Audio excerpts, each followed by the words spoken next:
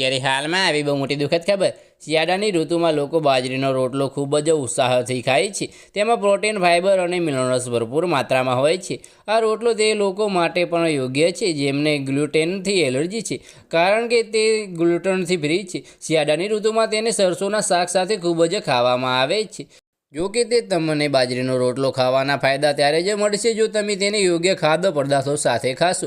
બાજરીના રોટલા સાથે કેટલીક ખાદ્ય વસ્તુઓ ખાવાથી તમારી સેહત પર ખરાબ અસર પડી શકે છે। તો ચાલો જણાવીએ બાજરીના રોટલા સાથે કઈ વસ્તુઓ ન ખાવી જોઈએ। અહીં અમે તમને એવી વસ્તુઓ વિશે જણાવી રહ્યા છીએ જેની સાથે બાજરીનો રોટલો ખાવાનું ટાળવું જોઈએ।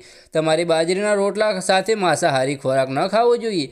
બાજરી અને માંસાહારી બંને પ્રકૃતિઓમાં ગરમ હોવાથી તે તમારા શરીર પર પ્રતિકૂળ અસર કરી શકે છે। તેનાથી પાચન સંબંધી સમસ્યાઓ થઈ શકે છે।